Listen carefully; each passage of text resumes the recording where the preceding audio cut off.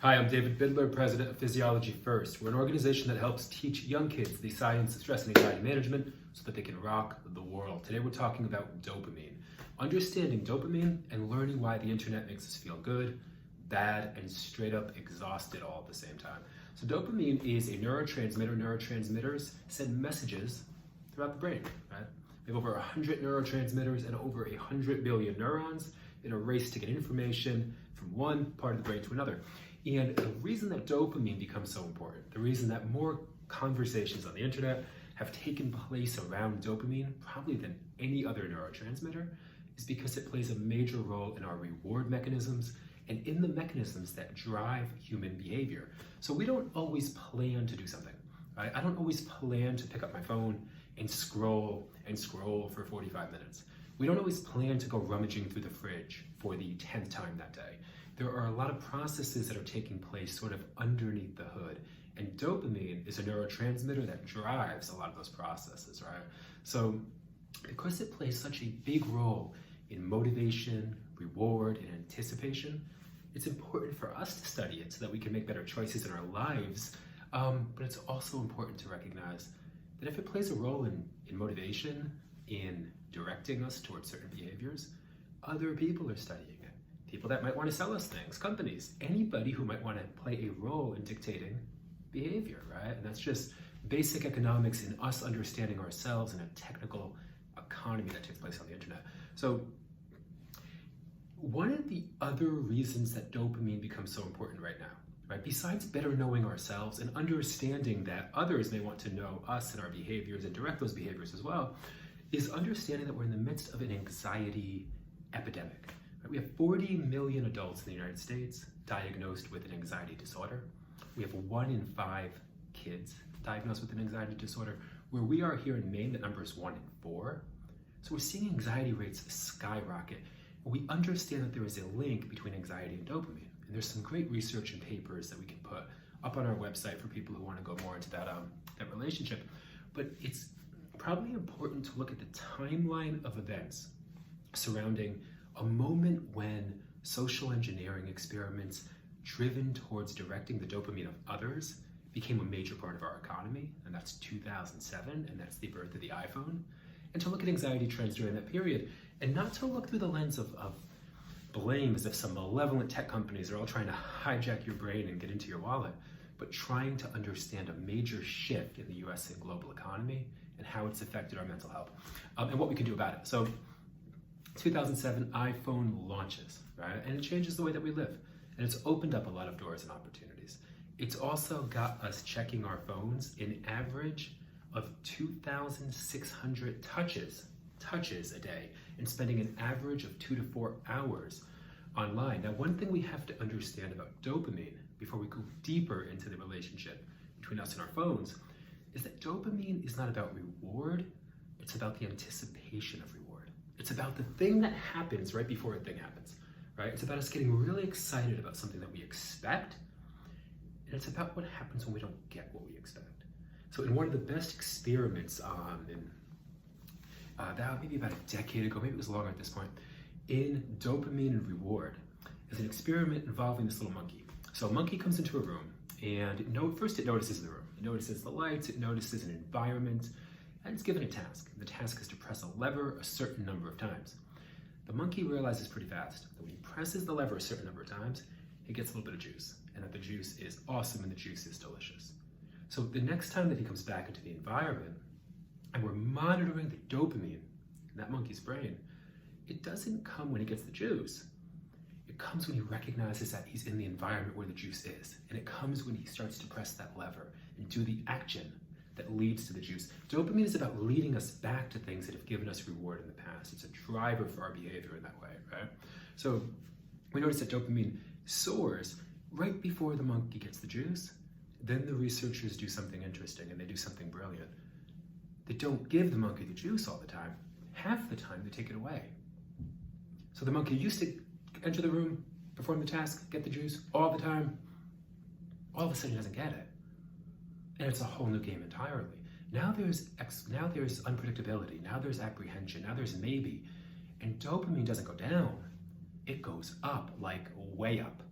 way up, a 400% increase in dopamine in this monkey's brain because he doesn't know if the action is going to get the reward, right? Unpredictability drives us crazy. It drives us back to test the environment and test the prediction again.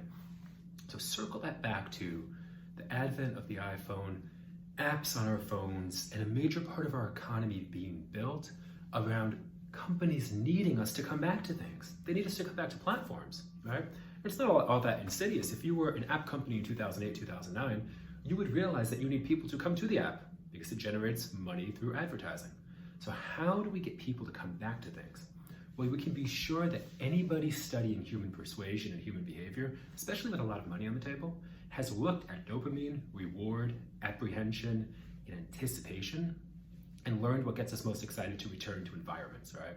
And one place that they learned a lot of this, or we can all learn from, is the casino industry. If you want to look at an industry built around understanding anticipation, craving, reward, and goal-directed behavior, even with a largely adverse outcome, meaning you generally lose more money, you almost always lose more money in a casino, but they've learned how to get people back, risking sometimes their life savings, almost compulsively hitting buttons, right, to get a goal-directed behavior based on the anticipation of reward.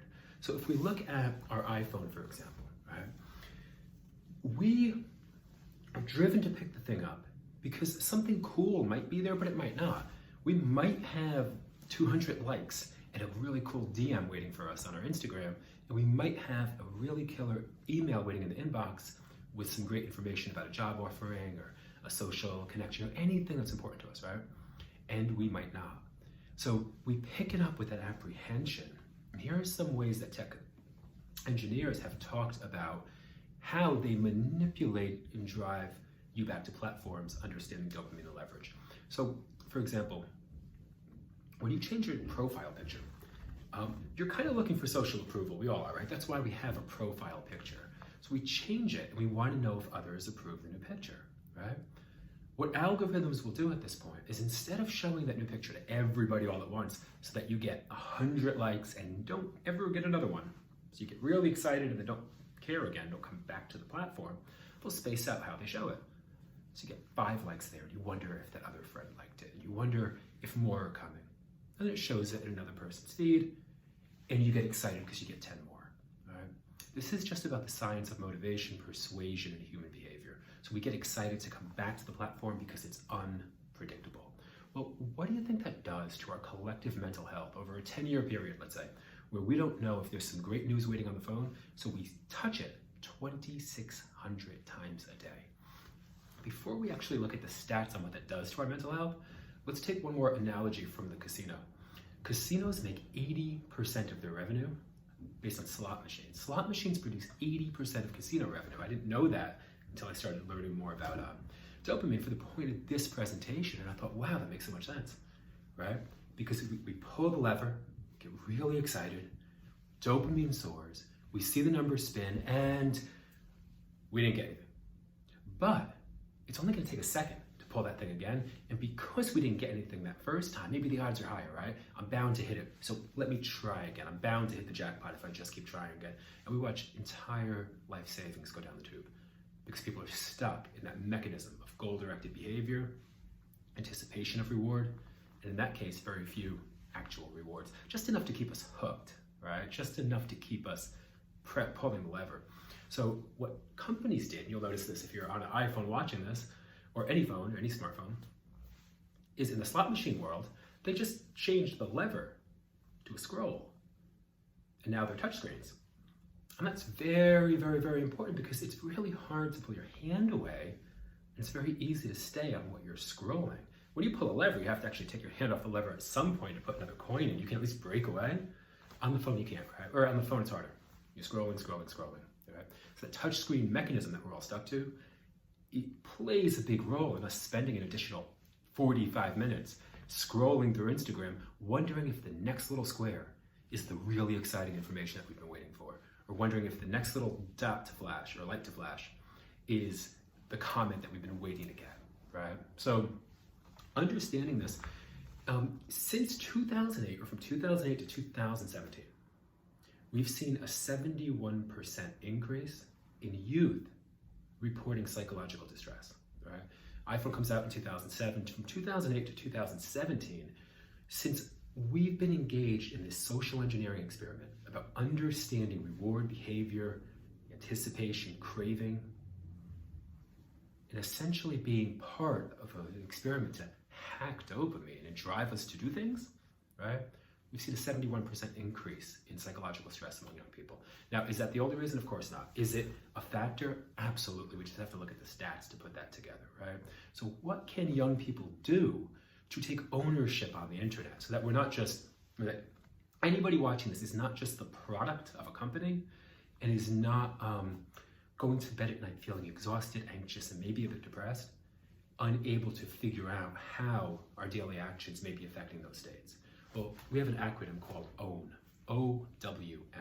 How do you own the internet? This means O, observing intention. As you go to pick up a phone, just ask yourself, what am I coming on there for? We've all been in a position to compulsively reach for something and end up on YouTube.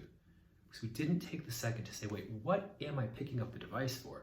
There's nothing wrong with deliberately going on to Netflix or YouTube to hang out and to relax. Not everything has to be a work project, but understanding why we're onboarding onto the internet makes it a lot easier to make the decision to either hold off, withdraw, or come on and actually do the thing we came on to do, right? Not getting sucked into the different buttons. So observe intention. Why am I going online, right? W, withdraw contact, withdraw connectivity. And that means physical connectivity. That means when you find yourself scrolling and getting kind of exhausted, take your thumb off of it. Take your physical frame off of the screen. A lot of our laptops now are touch screens for a lot of the reasons that we talked about in the casino portion, right? Once we're stuck on something, it's a lot harder to break away. So withdraw contact means break away, break the connection. Finally, N, notice your state. Notice your state. Imagine anxiety and panic on one end, calm, focused, I feel awesome on the other. When you start to notice small, gradual shifts up towards the anxiety state or the panic state, as small as they may be, taking notice means you can take action. I can put the phone down. I can do a simple breathing exercise. I can go for a walk and get a glass of water. I can work to notice changes in my state before they become a cascade that looks like anxiety or panic. Another way that you can use notice is at the end of the day, if you're feeling calm, cool, focused, relaxed, chill, mark down about how many hours you spent online. Try to get a gauge on what that looks like. On nights that you're feeling a little bit anxious, a little bit revved up, a little bit stressed, do the same and see if you can find patterns, right? A lot of us thriving in the digital age is understanding pattern recognition, understanding our own habits, and understanding ourselves better than the algorithms do. All right, so I hope that that's helpful. If you have any questions, visit us at physiologyfirst.org, and let's use this as an opportunity to share knowledge with each other so we can really build a skill set around thriving, not only surviving, but thriving in the digital age, and helping one another feel stronger mentally and physically together.